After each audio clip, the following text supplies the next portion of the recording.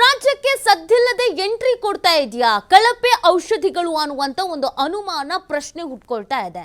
ಯಾಕೆ ಈ ಅನುಮಾನ, ಯಾಕೆ ಈ ಪ್ರಶ್ನೆ ಅಂತಂದ್ರೆ ಆರೋಗ್ಯ ಇಲಾಖೆಯ ಟೆಸ್ಟಿಂಗ್ ನಲ್ಲಿ 9 ಇಂಜೆಕ್ಷನ್ ಅನ್ಸೇಫ್ ಅಂತ ವರದಿ ಬಂದಿದೆ. ಕೇಂದ್ರಕ್ಕೆ ಪತ್ರವನ್ನು ಬರೆದಿದ್ದಾರೆ ಆರೋಗ್ಯ ಸಚಿವ ದಿನೇಶ್ ಗುಂಡೂರಾವ್.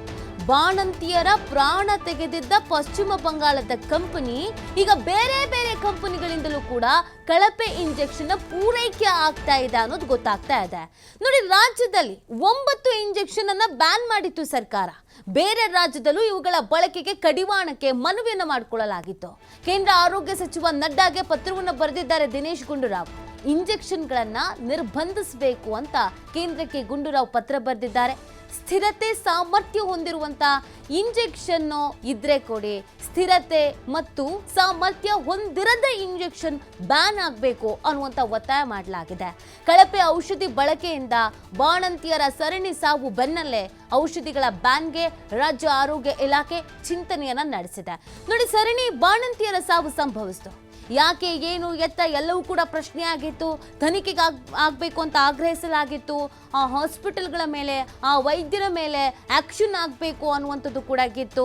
ಒಂದ್ ಕಡೆಯಲ್ಲಿ ಬಾಣಂತಿಯರು ಅಥವಾ ಗರ್ಭಿಣಿಯರು, ಪೋಷಕರು, ಕುಟುಂಬಸ್ಥರಲ್ಲಿ ಆತಂಕ ಮನೆ ಮಾಡಿತ್ತು. ಹೆಂಗ್ ಟ್ರೀಟ್ಮೆಂಟ್ ತಗೊಳಕ್ ಸಾಧ್ಯ ಹೇಳಿ?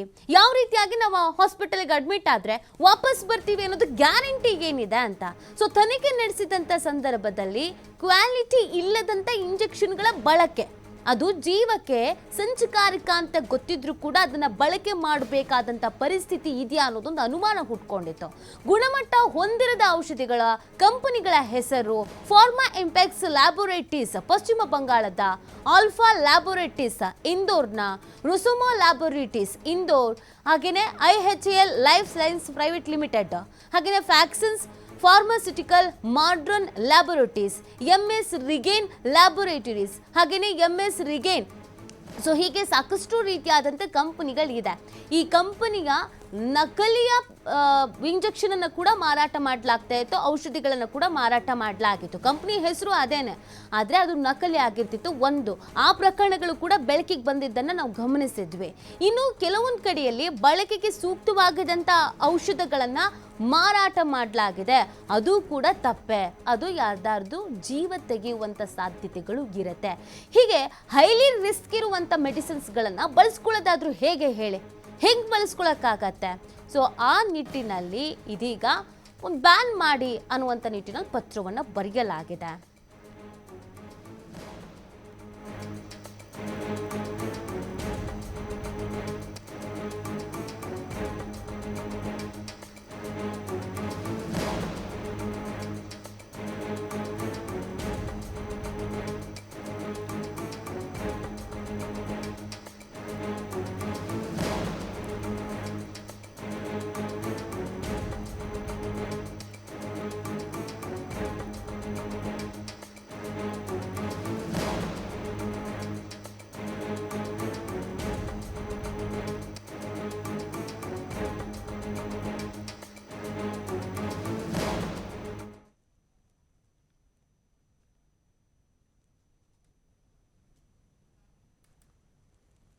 ನೋಡಿ, ರಾಜ್ಯದಲ್ಲಿ ಗುಣಮಟ್ಟ ಹೊಂದಿರದ ಔಷಧಿಗಳ ಕಂಪನಿಗಳಿಗೇನಿತ್ತು ಆ ಹೆಸರುಗಳನ್ನು ಕೂಡ ಹೇಳಲಾಗಿದೆ.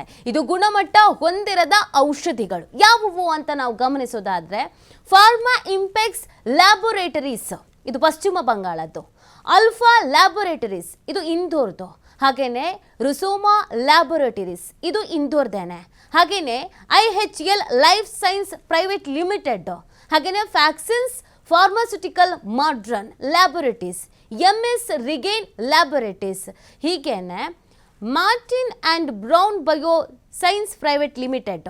ಸೊ ಇದೆಲ್ಲವೂ ಕೂಡ ಈ ಕಂಪನಿಗೆ ಸೇರಿದಿರುವಂಥದ್ದು. ಈ ಕಂಪನಿಗಳಿಗೇನು ಇದೆಯೋ ಈ ಕಂಪನಿಗಳ ಗುಣಮಟ್ಟತೆ ಅನ್ನೋದು ಇಲ್ಲ.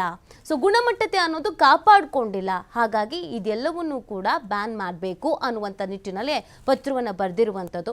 ಈ ಕಂಪನಿಗಳನ್ನು ನೀವು ಗಮನಿಸ್ತಾ ಇದ್ದೀರಾ ಸ್ಕ್ರೀನ್ ಮೇಲೂ ಕೂಡ. ಇದು ಎಲ್ಲಿದ್ದು ಅಂತೂ ಕೂಡ ಇದೆ. ಫಾರ್ಮಾ ಇಂಪೆಕ್ಸ್ ಲ್ಯಾಬೋರೇಟರೀಸ್ ಪಶ್ಚಿಮ ಬಂಗಾಳದ್ದು ಈ ಕಂಪನಿ ಗುಣಮಟ್ಟ ಹೊಂದಿಲ್ಲ. ಇದು ಗುಣಮಟ್ಟ ಅನ್ನೋದು ಇಲ್ಲ. ಇದನ್ನೆಲ್ಲ ಲ್ಯಾಬ್ಗೆ ಕಳಿಸಲಾಗಿತ್ತು. ಪ್ರಯೋಗಾಲಯದಲ್ಲಿ ವರದಿ ಬಂದಿದೆ, ಇದನ್ನು ಬಳಕೆ ಮಾಡ್ಕೊಳ್ಳೋದಕ್ಕೆ ಸಾಧ್ಯ ಆಗಿಲ್ಲ, ಉತ್ತಮವಾದಂಥ ಕ್ವಾಲಿಟಿಯನ್ನು ಇದು ಹೊಂದಿಲ್ಲ ಅನ್ನೋದನ್ನು ಹೇಳಲಾಗಿದೆ. ಮೆಟ್ರೋನಿಡೋಸಲ್ ಇಂಜೆಕ್ಷನ್ IP100 ಯಾವ್ಯಾವ ಔಷಧಿಗಳು ಅಂತ ಕೂಡ ನೀವು ನೋಡ್ತಾ ಇದ್ದೀರಾ. ಸೊ ಈ ಔಷಧಿಗಳನ್ನು ಕೂಡ ಬಳಕೆ ಮಾಡ್ಕೊಳ್ಳೋದಕ್ಕೆ ಆಗಲ್ಲ ಅನ್ನೋದನ್ನು ವರದಿ ಹೇಳ್ತಾ ಇದೆ. ಕೆಲವೊಂದಷ್ಟು ಔಷಧಿಗಳು, ಕೆಲವೊಂದಷ್ಟು ಕಂಪನಿಗಳು, ಯಾವ್ಯಾವ ಕಂಪನಿಯ ಯಾವ್ಯಾವ ಔಷಧಿಗಳು ಅನ್ನೋದನ್ನು ನೀವು ಸ್ಕ್ರೀನ್ ಮೇಲೆ ಗಮನಿಸ್ತಾ ಇದ್ದೀರಾ. ಸೊ ಇನ್ನು diclofenac sodium injection IP, dextrose injection IP ಇದನ್ನು ಕೂಡ ಬಳಕೆ ಮಾಡ್ಕೊಳ್ಳೋ ಹಾಗಿಲ್ಲ ಅನ್ನುವಂಥದ್ದು. ಸೊ ಇದೆಲ್ಲ ಇಂಜೆಕ್ಷನ್ಗೆ ಸಂಬಂಧಪಟ್ಟಂಥದ್ದು. ಮೆಟ್ರೋನಿಡೋಸೋಲ್ ಇಂಜೆಕ್ಷನ್ IP100 ಇದನ್ನು ಕೂಡ ಬಳಕೆ ಮಾಡ್ಕೊಳ್ಳೋ ಹಾಗಿಲ್ಲ. ಹಾಗೆಯೇ ಫ್ರುಸೆಮೈಡ್ ಇಂಜೆಕ್ಷನ್ IP, ಪೈಪರಾಲಿಸಿನ್ ಆ್ಯಂಡ್ ಟ್ಯಾಜೋಬ್ರಾಕ್ಟಿಮ್ ಇದನ್ನು ಕೂಡ ಬಳಕೆ ಮಾಡ್ಕೊಳ್ಳೋ ಹಾಗಿಲ್ಲ. ಸೊ ಈ ಔಷಧಿಗಳಲ್ಲಿ ಒಂದು ಕ್ವಾಲಿಟಿ ಅನ್ನೋದು ಇಲ್ಲ. ಕ್ಯಾಲ್ಸಿಯಂ ಗ್ಲುಕೋನೇಟ್ ಆ್ಯಂಡ್ ಸ್ಟ್ರೋಮ್ injection, atropine sulphate injection IP ಇವುಗಳನ್ನು ಕೂಡ ಬಳಕೆ ಮಾಡ್ಕೊಳ್ಳೋ ಹಾಗಿಲ್ಲ. ಇವುಗಳೆಲ್ಲ ಕ್ವಾಲಿಟಿ ಅನ್ನೋದು ಇಲ್ಲ, ಮೇಂಟೈನ್ ಅನ್ನೋದು ಮಾಡಿಲ್ಲ ಅನ್ನುವಂಥ ನಿಟ್ಟಿನಲ್ಲಿ ಒಂದು ಪತ್ರವನ್ನು ಬರೆಯಲಾಗಿದೆ. ಸೊ ಬೇರೆ ರಾಜ್ಯಗಳಲ್ಲೂ ಕೂಡ ಇದನ್ನು ಬಳಕೆ ಮಾಡ್ಕೊಳ್ಳಲಾಗ್ತಾ ಇತ್ತಂತೆ, ಬಟ್ ಅಲ್ಲೆಲ್ಲ ಕಡಿವಾಣ ಹಾಕಿದ್ದಾರೆ, ಬಳಕೆ ಮಾಡ್ಕೊಳ್ಳಲ್ಲ ಅಂತ ಹೇಳಿದ್ದಾರೆ. ಹಾಗಾಗಿ ಇಲ್ಲೂ ಕೂಡ ಬಳಕೆ ಮಾಡ್ಕೊಳ್ಳಲ್ಲ ಅಂತ ಒಂದು ಪತ್ರವನ್ನು ಬರೆಯಲಾಗಿದೆ. ಕರ್ನಾಟಕ ಸರ್ಕಾರದ ಪ್ರಯೋಗಾಲಯಗಳಲ್ಲಿ ಇದೊಂದು ಸ್ಫೋಟಕ ವರದಿ ಸಿಕ್ಕಿರುವಂಥದ್ದು. ನೋಡಿ, ಬಳ್ಳಾರಿಯಲ್ಲಿ ಬಾಣಂತಿಯರಿಗೆ ನೀಡಿದಂಥ IV ಇಂಜೆಕ್ಷನ್ ಗುಣಮಟ್ಟ ಇಲ್ಲ ಅನ್ನೋದು ಗೊತ್ತಾಗಿತ್ತು. ಬಳಕೆಯಾದ 9 ಇಂಜೆಕ್ಷನ್ಗಳಲ್ಲಿ ಗುಣಮಟ್ಟ ಇಲ್ಲ ಅಂತ ಕೂಡ ವರದಿಯಾಗಿತ್ತು. ಪ್ರಯೋಗಾಲಯಗಳಲ್ಲಿ ನಡೆಸಲಾದಂಥ ಸ್ಪಿರಿಲಿಟಿ ಟೆಸ್ಟ್ನಲ್ಲಿ ವಿಫಲ ಆಗಲಾಗಿತ್ತು. ಹೊರ ರಾಜ್ಯಗಳಲ್ಲಿ ತಯಾರಾಗಿ ರಾಜ್ಯಕ್ಕೆ ಪೂರೈಕೆ ಆಗಿದ್ದಂಥ 9 ಇಂಜೆಕ್ಷನ್ಗಳು. ಇನ್ನು ಮುಂದೆ ರಾಜ್ಯದಲ್ಲಿ 9 ಇಂಜೆಕ್ಷನ್ ಮಾರಾಟ ಮಾಡದಂತೆ ಕ್ರಮವನ್ನು ತೆಗೆದುಕೊಳ್ಬೇಕು ಅನ್ನುವಂಥ ನಿಟ್ಟಿನಲ್ಲಿ ಪತ್ರ ಬರೆಯಲಾಗಿದೆ. ಈ ಬಗ್ಗೆ ಮತ್ತಷ್ಟು ಮಾಹಿತಿಯನ್ನು ನೀಡ್ತಾರೆ ನಮ್ಮ ಪ್ರತಿನಿಧಿ ಗಣೇಶ್, ಲೈವ್ನಲ್ಲಿ ಜಾಯಿನ್ ಆಗ್ತಾ ಇದ್ದಾರೆ. ಗಣೇಶ್, ನಿಜವಾಗ್ಲೂ ಕೂಡ ಇದೊಂದು ಆಘಾತಕಾರಿ ವಿಚಾರ. ಸರಣಿ ಬಾಣಂತಿಯರ ಸಾವಾದಂಥ ಸಂದರ್ಭದಲ್ಲಿ ವೈದ್ಯರ ಮೇಲೆ ಆಕ್ಷನ್ ಆಗಬೇಕು, ಹಾಸ್ಪಿಟಲ್ಗಳ ಮೇಲೆ ಆಕ್ಷನ್ ಆಗಬೇಕು ಅನ್ನುವಂಥ ಆಗ್ರಹ ಹೆಚ್ಚಾಗಿತ್ತು ಮತ್ತು ಪ್ರತಿಭಟನೆಗಳು ಕೂಡ ಆಗಿತ್ತು. ಸೊ ಇದೀಗ 9ಕ್ಕೂ ಹೆಚ್ಚು ಕಂಪನಿಗಳು ಇಂಜೆಕ್ಷನ್ಗಳನ್ನು ಬಳಕೆ ಮಾಡ್ಕೊಳ್ಳೋದಕ್ಕೆ ಯೋಗ್ಯ ಇಲ್ಲ ಅನ್ನುವಂಥದ್ದು ಆಘಾತಕಾರಿಯಾದಂಥ ವಿಚಾರ. ಈ ನಿಟ್ಟಿನಲ್ಲಿ ಪತ್ರ ಬರೆಯಲಾಗಿದೆ. ಆ ಪತ್ರದಲ್ಲಿ ಏನೆಲ್ಲ ಮನವಿ ಮಾಡಿಕೊಳ್ಳಲಾಗಿದೆ, ಇದಕ್ಕೆ ಸಂಬಂಧಪಟ್ಟಂತೆಗೆ ಕೇಂದ್ರ ಆಗಿರ್ಬೋದು ಅಥವಾ ರಾಜ್ಯ ಸರ್ಕಾರ ಆಗಿರ್ಬೋದು ಏನೇನ ಆಕ್ಷನ್ಸ್ಗಳನ್ನು ತೆಗೆದುಕೊಳ್ತಾ ಇದೆ? ಮುಖ್ಯವಾಗಿ ನೀತಿ ಈಗ ಬಳ್ಳಾರಿಯಲ್ಲಿ ಬಾಣಂತಿ ಸಾವು ಪ್ರಕರಣ ಏನಿದೆ ಇಡೀ ರಾಜ್ಯ ಸರ್ಕಾರಕ್ಕೆ ಇರುಸು ಮುರುಸವನ್ನು ಉಂಟು ಮಾಡಿತ್ತು. ವಿಪಕ್ಷಗಳು ಕೂಡ ಒಂದು ರೀತಿಯಲ್ಲಿ ಗಂಭೀರವಾದಂಥ ವಿಚಾರವನ್ನು ತೆಗೆದುಕೊಂಡು ಸಾಕಷ್ಟು ಪ್ರತಿಭಟನೆಗಳಾಗಿತ್ತು. ಅಲ್ಲದೆ ಆರೋಗ್ಯ ಇಲಾಖೆಯಲ್ಲಿ ಸಾಕಷ್ಟು ಕಳಪೆ ಗುಣಮಟ್ಟದ ಔಷಧಿಗಳ ಪೂರೈಕೆ ಆಗ್ತಾ ಇದೆ ಅನ್ನುವಂತಹ ಗಂಭೀರವಾದ ಆರೋಪ ಕೂಡ ಬಂದಿತ್ತು. ಆ ಹಿನ್ನೆಲೆಯಲ್ಲಿ ಸರ್ಕಾರ ಕೂಡ ಒಂದು ಪ್ರಾಥಮಿಕ ತನಿಖೆಯನ್ನು ನಡೆಸಿದ್ದು, ಅಲ್ಲದೆ ಆಂತರಿಕವಾಗಿ ಯಾವ್ಯಾವ ರೀತಿ ಕಳಪೆ ಗುಣಮಟ್ಟದ ಔಷಧಿಗಳು ಹಾಗೆಯೇ ಇಂಜೆಕ್ಷನ್ಗಳು ಈಗ ಸರಬರಾಜು ಆಗ್ತವೆ ಅನ್ನೋದ್ರ ಬಗ್ಗೆ ಸಂಪೂರ್ಣವಾದಂತಹ ಒಂದು ಎನ್ಕ್ವೈರಿಯನ್ನು ಮಾಡ್ತೀವಿ. ಈಗ ಆ ಎನ್ಕ್ವೈರಿ ರಿಪೋರ್ಟ್ ಬಂದಿದೆ. ಆ ಪ್ರಕಾರ IV ಫ್ಲೋಯಿಡಾ ಅನ್ನುವಂತಹ ಒಂದು ಏನು ಔಷಧಿಯನ್ನು ಬಾಣಂತಿಯರಿಗೆ ನೀಡಲಾಗಿತ್ತು, ಅದು ಕಳಪೆ ಗುಣಮಟ್ಟದ್ದು ಅನ್ನುವಂಥದ್ದು. ಇದು ಪಶ್ಚಿಮ ಬಂಗಾಳದ ಒಂದು ಕಂಪನಿಗಳಿಂದ, ಒಂದು ಖಾಸಗಿ ಫಾರ್ಮಾಲಿಟೀಸ್ ಖಾಸಗಿ ಕಂಪನಿಗಳಿಂದ ಸರಬರಾಜು ಆಗಿರುವಂಥದ್ದು. ಈಗ ಇದನ್ನು ಸ್ವತಃ ಕೇಂದ್ರ ಸರ್ಕಾರಕ್ಕೆ ರಾಜ್ಯ ಸರ್ಕಾರದ ಆರೋಗ್ಯ ಸಚಿವ ದಿನೇಶ್ ಗುಂಡೂರಾವ್ ಅವರು ಪತ್ರವನ್ನು ಬರೆದಿದ್ದಾರೆ.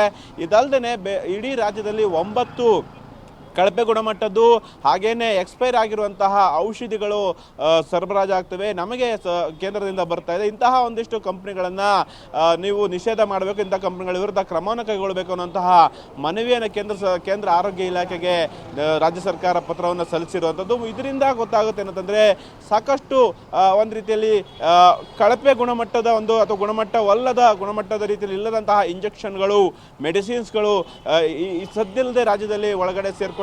ಅದರಲ್ಲೂ ಕೂಡ ಸರ್ಕಾರಿ ಆಸ್ಪತ್ರೆಗಳಲ್ಲಿ ಸಂಬಂಧಪಟ್ಟಂತಹ ಅಧಿಕಾರಿಗಳಿರ್ತಾರೆ ಅಥವಾ ವೈದ್ಯರು ಇರ್ತಾರೆ, ಅವರ ನೇತೃತ್ವದಲ್ಲಿ, ಅವರ ಒಂದು ಸಹಭಾಗಿತ್ವದಲ್ಲಿ ಈ ಥರ ಒಂದು ಕಳಪೆ ಗುಣಮಟ್ಟದ ಔಷಧಿಗಳನ್ನು ಕೆಲವು ಖಾಸಗಿ ಕಂಪನಿಗಳು ಸರಬರಾಜು ಮಾಡ್ತಾ ಇರುವಂಥದ್ದು ಈಗ ಬಹಿರಂಗ ಆಗ್ತಾ ಇದೆ. ಹಾಗಾಗಿ ಸಹಜವಾಗಿ ಜನಸಾಮಾನ್ಯರಲ್ಲಿ ಕಂಡು ಬರ್ತಾ ಇರುವಂತಹ ಸಾಮಾನ್ಯ ರೋಗಗಳಿರ್ತವೆ ಅಥವಾ ಏನು ಹೃದಯಕ್ಕೆ ಸಂಬಂಧಪಟ್ಟಂತಹ ಕಾಯಿಲೆಗಳೇನು ಸೃಷ್ಟಿಯಾಗ್ತವೆ ಅಂಥವೆಲ್ಲವೂ ಕೂಡ ಈ ಥರದೊಂದು ಕಳಪೆ ಗುಣಮಟ್ಟದ ಔಷಧಿಗಳಿಂದಲೇ ಆಗಿರುವಂತಹ ಮಾಹಿತಿ ಈಗ ಬರ್ತಾ ಇರುವಂಥದ್ದು. ಒಟ್ಟಾರೆ ಯಾಕಂತಂದರೆ ಈ ರಾಜ್ಯ ಕಾಂಗ್ರೆಸ್ ಸರ್ಕಾರ ಅದರಲ್ಲೂ ಕೂಡ ಸ್ವತಃ ಆರೋಗ್ಯ ಸಚಿವ ದಿನೇಶ್ ಗುಂಡೂರಾವ್ ಅವರು ಏನು ಕೇಂದ್ರಕ್ಕೆ ಪತ್ರವನ್ನು ಸಲ್ಲಿಸಿದ್ದಾರೆ. 9 ಔಷಧಿಗಳು ಅಥವಾ ಔಷಧಿಯ ಉಪಕರಣಗಳು ಹಾಗೆಯೇ ಆ ಒಂದು ತಯಾರಿಕೆ ಮಾಡ್ತಿರೋದ ಕಂಪನಿಗಳ ವಿರುದ್ಧ ಈ ಒಂದು ಕ್ರಮವನ್ನು ಕೈಗೊಳ್ಳುವಂಥ ಪತ್ರ ಏನಿದೆ ಈಗ ಸಂಚಲನ ಸೃಷ್ಟಿ ಮಾಡ್ತಾ ಇದೆ. ಹಾಗಾಗಿ ಸರ್ಕಾರಿ ಆಸ್ಪತ್ರೆಯಲ್ಲಿ ನಾವು ತೆಗೆದುಕೊಳ್ಳುವಂತಹ ಇಂಜೆಕ್ಷನ್ ಏನಿದೆ ಅಥವಾ ಮೆಡಿಸಿನ್ಸ್ಗಳಿದೆ ಅವೆಲ್ಲವೂ ಕೂಡ ಹೈ ರಿಸ್ಕ್ ಆಗಿರುವಂಥದ್ದು, ತುಂಬ ಆರೋಗ್ಯಕ್ಕೆ ತುಂಬ ಹಾನಿಯನ್ನುಂಟು ಮಾಡುವಂತಹ ಹಾಗೆಯೇ ಸಾವನ್ನು ಹತ್ತಿರಕ್ಕೆ ಕರೆಸ್ಕೊಳ್ಳುವಂತಹ ಒಂದಿಷ್ಟು ಔಷಧಿಗಳ ಸೇವನೆ ಆಗ್ತಾ ಇದೆ ಅನ್ನುವಂತಹ ಭೀತಿ ಈಗ ಜನಸಾಮಾನ್ಯರಲ್ಲಿ ಕಂಡು ಬರ್ತಾ ಇರುವಂಥದ್ದು. ನೀತಿ ಗಣೇಶ್, ಇದು ಮಾತ್ರ ಅಂತ ಅಲ್ಲ, ಈ ಹಿಂದೆಯಿಂದಲೂ ಕೂಡ ಕೆಲವೊಂದಷ್ಟು ಮಾತ್ರೆಗಳನ್ನು ಮತ್ತು ಕೆಲವೊಂದಷ್ಟು ಔಷಧಿಗಳಿಗೆ ಸಂಬಂಧಪಟ್ಟಂತೆ ನಾವು ನೋಡಿದ್ರೆ ಕಂಪನಿಗಳ ಹೆಸರಿನಲ್ಲೂ ಕೂಡ ಫೇಕ್ ಆಗಿ ಒಂದಷ್ಟು ಮೆಡಿಸಿನ್ಗಳು ಮಾರಾಟಕ್ಕೆ ಬಂದಿದ್ದು ಮಾರುಕಟ್ಟೆಯಲ್ಲಿ ಇದ್ದಿದ್ದನ್ನು ನಾವು ಗಮನಿಸ್ತಾ ಇದ್ವಿ. ಆ ಬಗ್ಗೆ ಕೂಡ ವರದಿ ಆಗಿತ್ತು. ಸೊ ಒಂದು ಪ್ರತಿಷ್ಠಿತ ಕಂಪನಿಗಳ ಹೆಸರಿನಲ್ಲೂ ಕೂಡ ಫೇಕ್ ಆಗಿ ಮೆಡಿಸಿನನ್ನು ಮಾರಾಟ ಮಾಡ್ತಾ ಇದ್ದಿದ್ದು. ಈಗ ಸರಣಿ ಬಾಣಂತಿಯರ ಸಾವು ಜೊತೆಗೆ ಬೇರೆ ಬೇರೆ ರೀತಿಯಾದಂಥ ಪ್ರಕರಣಗಳಲ್ಲೂ ಕೂಡ ಅಥವಾ ಆ ಮಾತ್ರೆಗಳನ್ನು ಔಷಧಿಗಳನ್ನು ಬಳಕೆ ಮಾಡ್ಕೊಳ್ಳೋದ್ರಿಂದಲೂ ಕೂಡ ಪರಿಣಾಮ ಬೀರುವಂಥ ಸಾಧ್ಯತೆ ಇರುತ್ತೆ. ಸೊ ಕೇಂದ್ರ ಆಗಿರ್ಬೋದು ಅಥವಾ ರಾಜ್ಯ ಆಗಿರ್ಬೋದು, ಆರೋಗ್ಯ ಇಲಾಖೆ ಈ ವಿಚಾರಕ್ಕೆ ಸಂಬಂಧಪಟ್ಟಂತೆ ಹೆಚ್ಚಿನ ರೀತಿಯಾಗಿ ಅಲರ್ಟ್ ಆಗಬೇಕಾದಂತ ಅವಶ್ಯಕತೆ ಇದೆಯಾ ಅಂತ. ಯಾಕಂದ್ರೆ ಫೇಕ್ ಟ್ಯಾಬ್ಲೆಟ್ಸ್ಗಳಾಗಿರ್ಬೋದು, ಮೆಡಿಸಿನ್ಸ್ಗಳಾಗಿರ್ಬೋದು, ಇದ್ರುಗಳ ಹಾವಳಿ ಹೆಚ್ಚಾಗಿರುವಂತ ಹಿನ್ನೆಲೆಗೆ